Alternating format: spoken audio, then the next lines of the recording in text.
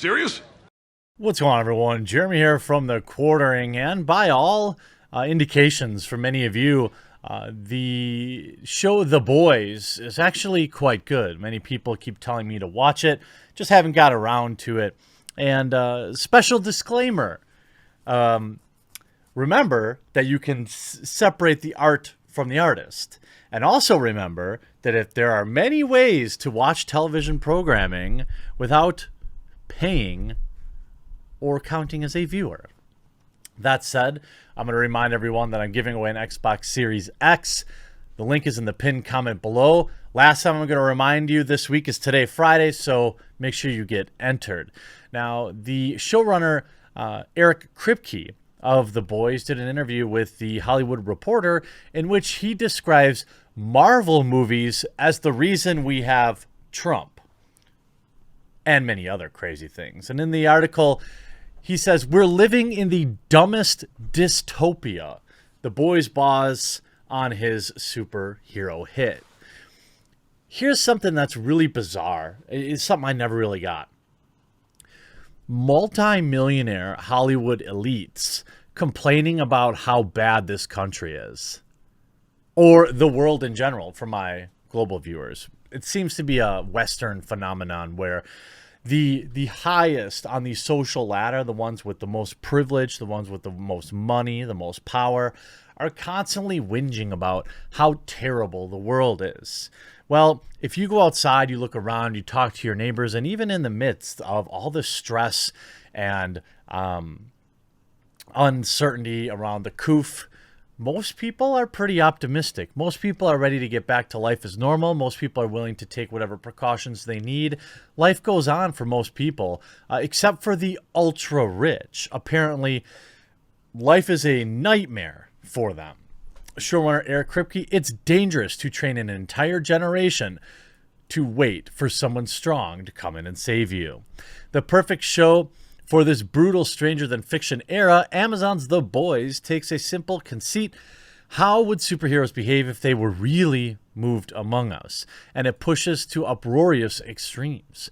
The series, which is based on a DC imprint comic, and recently aired its second season, follows the Avengers-style team called the Seven, led by the preening Homelander Anthony Starr, a blonde, pompadoured blowhard who wraps himself around in Old Glory and claims that only he can save the world, but secretly fantasizes about laying waste to protesters with his heat vision rays. Sound familiar?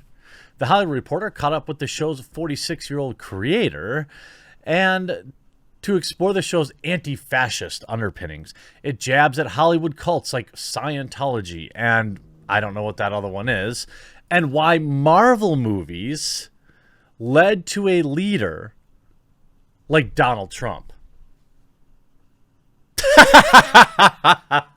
Are you serious? Like, I don't even need to cut in the actual clip because this is like the actual perfect reaction. Are you kidding?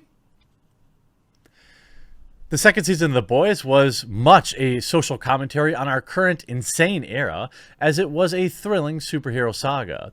We think a lot about current events, but obviously we can't predict the future. This is the same garbage now that was happening when he wrote it in 2018. People forgot that 2 years ago, we were all still dealing with cops pulling over African-American men, an incredible amount of xenophobia, and there are good people on both sides. Maybe the Proud Boys weren't a household word, but Charlottesville was.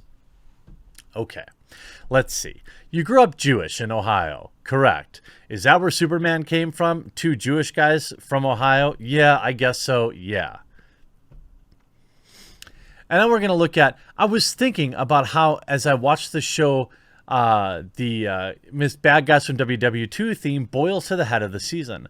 Does any of the boys come out of personal experience? And speaking of Superman, where does Homelander lie on the spectrum of white nationalism? What? A few things. The myth of superheroes themselves, though often created by young Jewish writers in the 30s and 40s, doesn't really apply as cleanly today because there's these undeniable fascist underpinnings to it. They're there to protect white, patriotic America. Really? The Incredible Hulk is only concerned about who white people? This dude is insane. Who in any normal sense watches superhero movies and be like, yeah, Spider-Man only cares about who whites? Apparently this guy. And I think it was written by a lot of people who were at the time trying their level best to fit in and vanish within white American society. But we don't just live in that time anymore. So the myth of the superhero taken straight, that there starts to become fascist because they're protecting a world that doesn't and shouldn't exist. Superheroes are inherently MAGA. In terms of Stormfront, there was nothing specifically personal behind it. It was just, I hate the bad guys from WW2. I hate alt-right white nationalism. I hate racism in all forms. Yet the show has still managed to be accused, mostly on Twitter and other social media forums, of promoting anti-white bigotry. It's frankly stunning to me that it's a controversial choice to make the bad guys from WW2 your villain.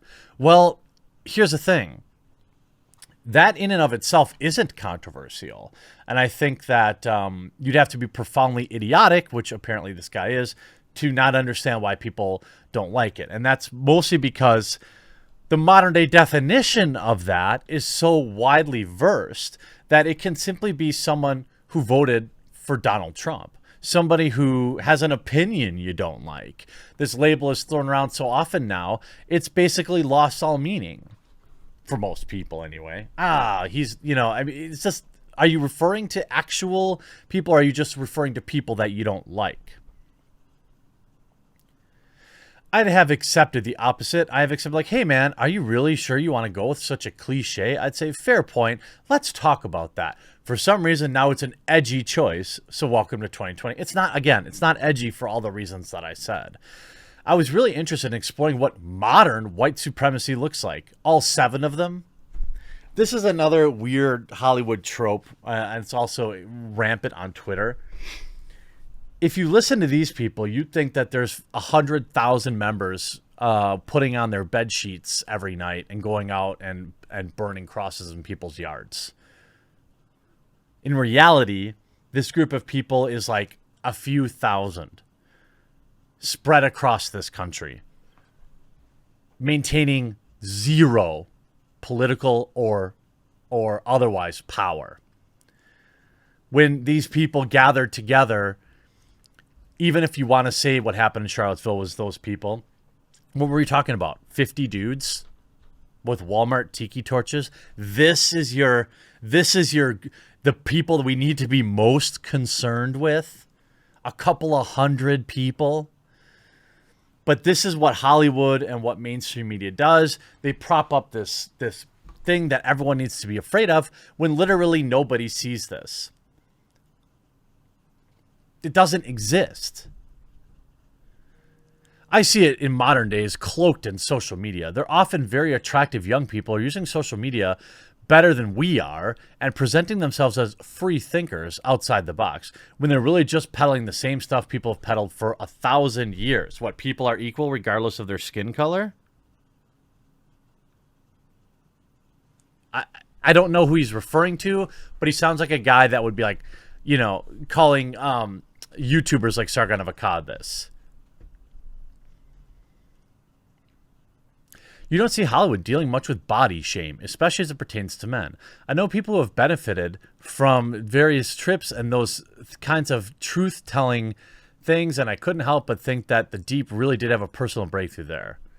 The boys did a great job of depicting things that are almost too insane to believe, and yet they are. I think that The Boys is a fine show, but it's clearly written by a maniac. What do you think are the shortcomings of Marvel and DC movies and TV shows that you're trying to correct with The Boys? For example, I'm thinking of the interview that Stormfront and Starlight do where they're cheerleading about female empowerment. Girls get it done. And how it reminded me that one shot towards the end of Avengers Endgame of all the female superheroes, by the way, which was super cringe. People might be surprised by this, but I'm actually a fan of Marvel stuff. The filmmaking is often impeccable. I actually enjoy the really humorous tone of a lot of them. They're snarky and fast and glib, and I like the style. My issue with them is not the movies themselves, but there's too many of them overall. I sort of believe it's dangerous not to overstate or to be overdramatic, as said by someone who's about to say something dramatic, but it's a little dangerous to train an entire generation to wait for somebody strong to come in and save you. That's, I think, how you end up with people like Trump and populists who say, I'm the only one who can come in. It's going to be me. And I think in that way, pop culture conditions people subtly. I think it's conditioning them in the wrong way because there's just too much of it. So I think that it's nice to have a corrective, at least a small one in us, to say, they're not coming to save you. Hold your family together and save yourselves. Now, in a way, I actually agree with what he's saying. Don't wait for somebody to save you. Take care of your own. But the idea that led to Donald Trump, I mean, what is with these people? Do they think about the president every minute of every day? By the way, this guy's probably a multi-millionaire, never had to struggle, will never have to struggle a day in his life. Why? Because of this great country. But, and it's okay to criticize. But the idea that, Marvel movies ushered in Trump means that this guy's just another Hollywood drone. Make sure you get in a boat before you watch The Boys. Maybe you're already a Prime member, so it won't matter. Hope you enjoyed this video. We'll talk to you again real soon.